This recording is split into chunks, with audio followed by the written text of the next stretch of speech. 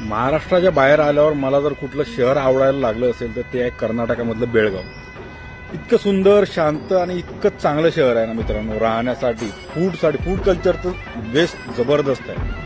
आणि आपण महाराष्ट्रात कंपॅरिझनसाठी अमरावती, पुणे किंवा अशी जे राहण्यासाठी एकदम बेस्ट शहर आहेत ना, त्या शहरात मधलं असं टॉपचं शहर आहे असं राहायला. बरं, यातली विविधता बघा. इथं मराठी सुद्धा बोलल्या जाते, कन्नड सुद्धा बोलल्या जाते, इथे हिंदी सुद्धा बोलतात. तुम्ही ज्या भाषेत बोलसाल त्या भाषेत लोक तुम्हाला प्रत्युत्तर देतात. आणि लोकांची मनं एवढी साधी आहेत ना. बरं, तुम्ही जर आगाऊपणा केला तर आगाऊपणात उत्तर द्यायला सुद्धाही तयार असतात. पण तुम्ही जर प्रेमानं विचारा, तुम्हाला मदतीसाठी एकाला विचारलं 10 जण हजर असतात. आणि प्रेमानं वागणार लोक आहेत, फार प्रेमानं. आणि शहर सुद्धा इतकं भारी आहे ना, महाराजांचे खास करून महाराजांचे इतके पुतळे आहेत आणि इतकं महाराजांना मानणारा वर्ग आहे या बेळगाव शहरामध्ये की भयंकर.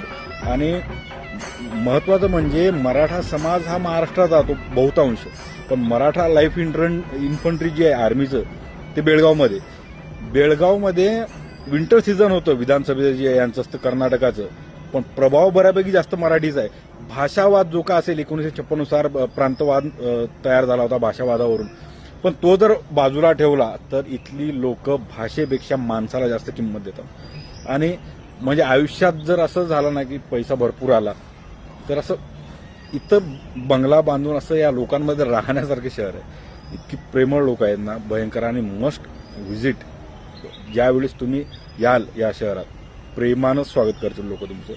आणि पहिल्यांदा असं मला या लोकांवरती किंवा या शहरांवरती म्हणजे महाराष्ट्र सोडून पहिल्यांदा असं वाटतं की प्रेम होऊ शकतं माणसाला एखाद्या शहरावरती.